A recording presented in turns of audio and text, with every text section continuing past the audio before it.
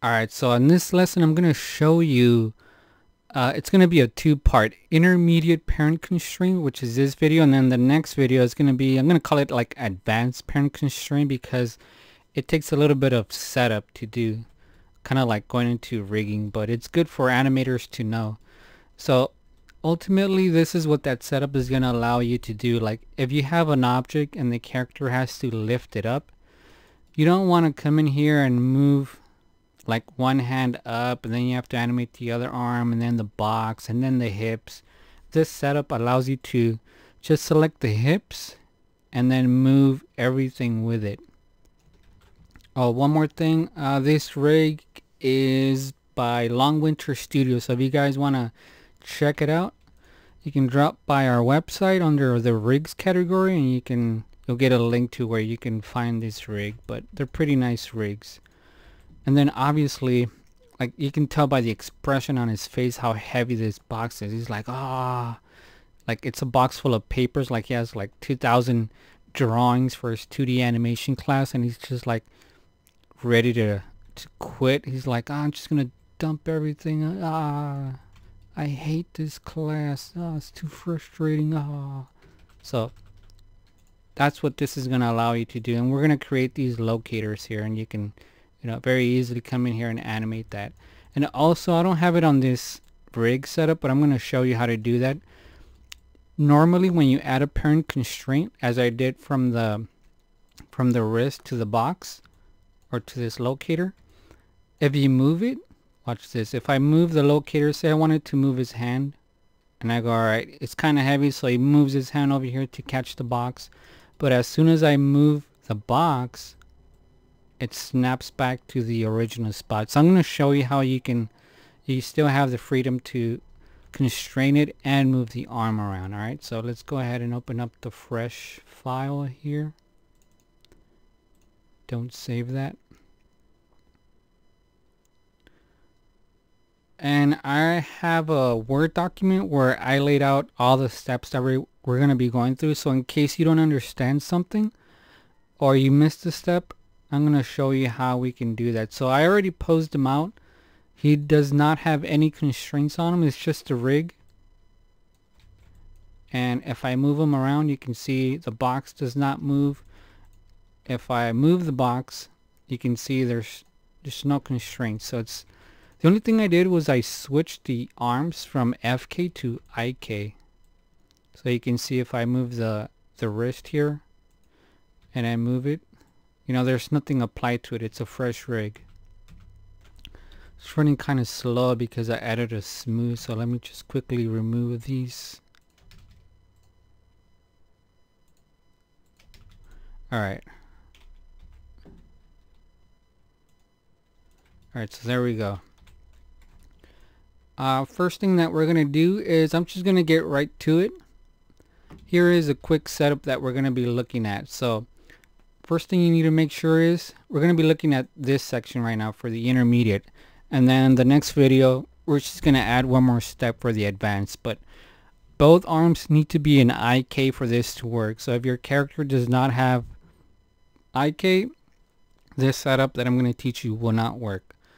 And then we're going to create a locator, and it's kind of like the group control method. If you guys have been following my Rig a Shark series, we're going to be using the same principle. And then we're going to group the locator, and I'll show you the rest of the steps. But if you guys are confused in any steps, you guys can come back to this section and look at that. So the first thing that we're going to do is make sure both arms are in IK. After that, we are going to create, go under create, and down here you'll see locator. So when you create a locator, it adds it down here on the origin. So I'm gonna just scale this out to like 3, press enter, and I'm gonna leave it here in the origin, and I'm just gonna group it. So pressing Control and G will group it. So you see over here in your channel box it says group 349. And the only way you can go to your group is by either going to your outliner, which is under window outliner, and it's right here, group 349. And another way is if you select the locator here, selecting it in your viewport will select the locator, not the group. Alright, so keep that in mind. This is why we're doing this method. You're going to see over here in the channel, it says locator. So now that we have that, this locator is going to be for the left arm. So go ahead and rename them. So this is left arm. And I like to just capitalize locator. Here's another shortcut. So if you don't have your outliner window open, like I said, select your locator and then just press up on your arrow key, and then watch this. Now you went up one level. So I already have it here. So you can see if I press down, it selects the locator. If I press up, it selects the group. So that's how you can easily access. So this is going to be left arm GRP for group. Alright. And the reason why we do this is because we have a group, which I can move the group, but wherever I move the group, I'm moving the group, not the locator. Keep that in mind. I'm moving the group, but notice the locator also moves with it. And then if I come in here and I select the locator, watch over here, it says left arm locator. I can come in here and offset this. Now I'm moving the locator. The group is still over here, the pivot point for the group. So if I select the group, notice that the group is still here, but the locator is over here. That's why when I go ahead and animate this, I can move the group, but the locator is offset. Then I can move it again, like say the arm was parented to that box and I wanted the arm to move quickly, like to catch the box. Again, I select the group. The group has not moved, just the locator.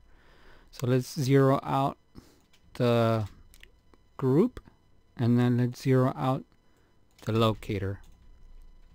So that's pretty important as to knowing why we need to do this. All right.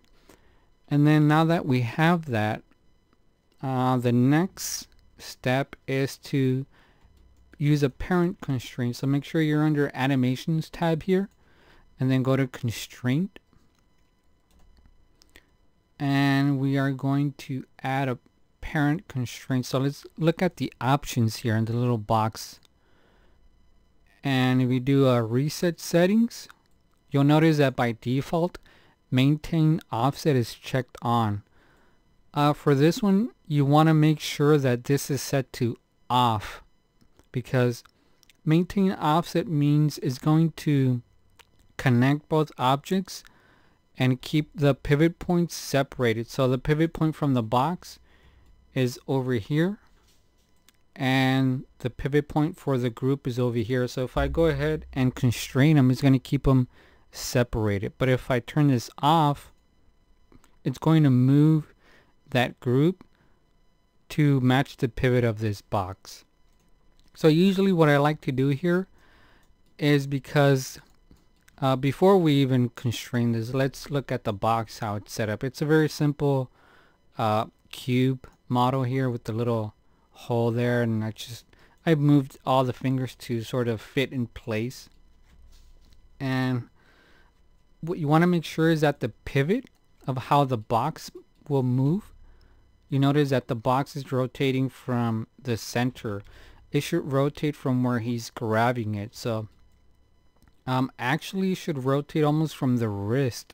You might be thinking maybe it should rotate from here, but the rotation of the box and the movement is coming from the wrist. But you can place the pivot point anywhere you want. I'm going to place it right here, sort of on the top of that edge here. So I'm going to press insert and I'm just going to move this up to about there. Press insert And then now when I rotate this box, it's going to rotate from that area right there. So you want to make sure you have the pivot in a good spot for where you want the rotation to occur. Now we can go ahead and parent this. So what we're going to do is we're going to parent constraint the group. Now let's take a look at it. This, notice it says group, this to the object that you want. So first select the object. So we want it to constraint here, and we want the group to move there. So watch this, because we turned off maintain offset. When I do apply, or you can do add, boom, you can see now that that group moved to that where the pivot point is of the box, right? So if I do x-ray, you can see that that's matching there now. So if I go and do the locator, I can move the locator. If I select the group is still back here. Alright, so go ahead and zero that out for the locator. What's next? Now from here, the only thing that's left to do is to watch. So I'm moving the box here, right? And notice that the locator is moving with it. So here's what I'm going to do. I'm going to apply another constraint now from the, what is it, from the wrist to the locator. Okay, so this is going to follow the locator. So the hand follows the locator, and then the locator follows what? The group, which the group was attached to what? The box. So you can see it's a little, kind of like a little chain of events. The box is attached to the group. Alright, that's the only thing we need to worry about. But because the locator is attached to the group, it's going to move with the group. And then because now we're going to do a constraint from the wrist to the locator, that's going to follow. So watch this. Select that locator, and then I'm going to select Control Shift, select the left wrist, and then go ahead and do a constraint parent. Now I already know that maintain offset is checked off, so you still want to leave it like that. Hit apply. Now what's going to happen is the wrist control moved to the location of that locator. So watch this. Now it looks like the wrist is broken, but it's not. If I select the locator and I rotate this, you can still position this where you need it to be. So I'm gonna go ahead and grab this and reposition this where it was.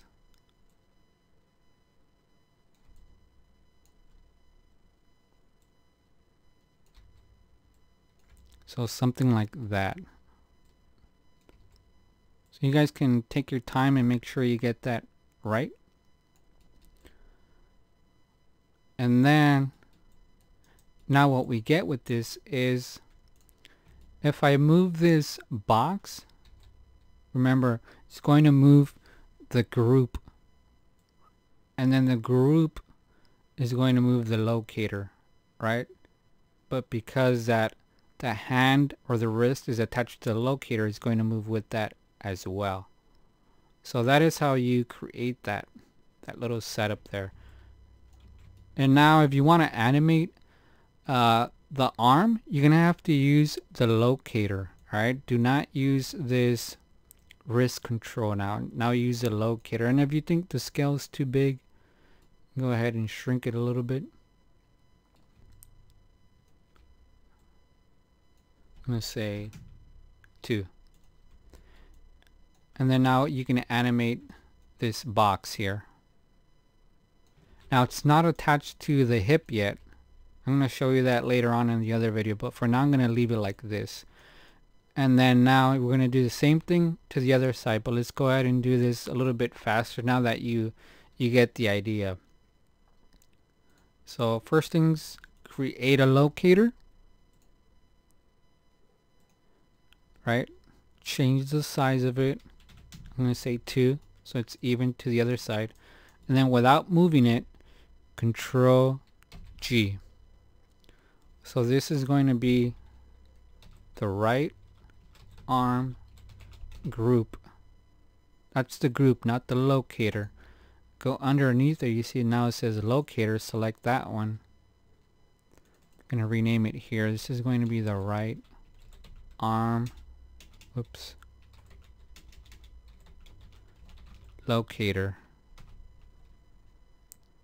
So now we're done with this. Now let's go ahead and attach the group to the box as well. So select the box first, select the right arm group, and then we already have that parent constraint. Maintain offset is checked off. Hit apply. So now that other group and locator are attached, or the group is attached now to the box. So let's go ahead and attach now the right wrist to this right arm locator. So just press Control and click the locator to select both of those, and then go ahead and hit apply on the parent constraint. And I got them, wait up, I got them reversed. It's the locator first, I'm sorry. The locator right arm. Let me go ahead and delete that. Is that the right one? Okay, not that one. I still need that. Alright. So it's the locator first, and then the wrist. Hit apply. There we go. So you want to select the parent first, which is going to be that the locator. That's what's going to lead the wrist. Let's go ahead and put this into place. Get rid of X-ray mode. And again, I'm using the locator to animate the wrist now, not the controller the rig came with. Something like that. So you go ahead and take your time positioning this how you feel you need to. And then that's it. We can go ahead and close this out. And then now when I select the box, both arms should move with it. And they do. So you can see now when he lifts it up, you can animate this. You can rotate this and the arms will follow. And here's the beauty thing of it. So once you animate this, let me go ahead and save this right now. You can now offset the wrist and animate it, even though it's constrained to the, well, it looks like it's constrained to the box, but really the group is constrained. So if you have this like this, you can now say, oh, I want to animate the hand moving position. So now you can do that. You can move it, say, down here, select the box, and now when I move it, it doesn't snap back into place. So now you can go ahead and animate this however you want. So that's pretty easy right there. Grab the locator, move the place here, animate the box, and do whatever it is you want with that. Right, so that's pretty neat.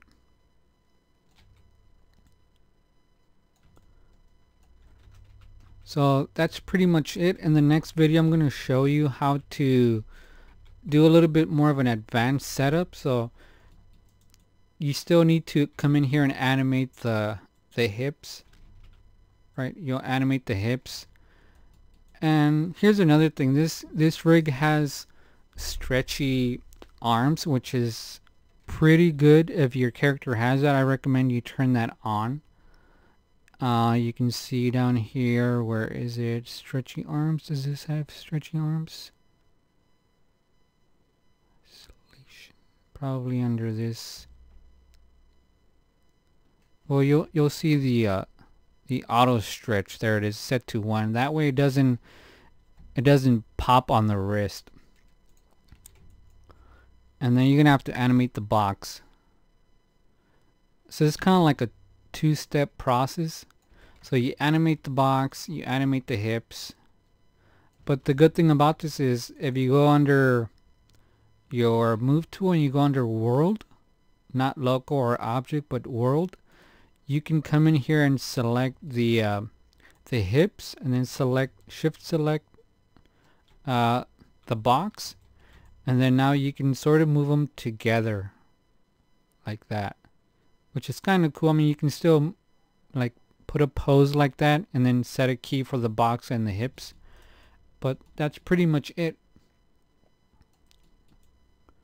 And the next video I'm going to show you how to do a little advanced setup, so you don't have to select the box and you don't have to select the hip. You can just select one and then both of them will move with it. So that's it. Check out my videos on my website. I have a new setup now. So if you go under video tutorials, you can check out the rigging ones. So the rigging ones are going to show you how to do that grouping if you didn't understand it. Or you can also check out, just copy that. Alright, so that's it. Hope you enjoyed it.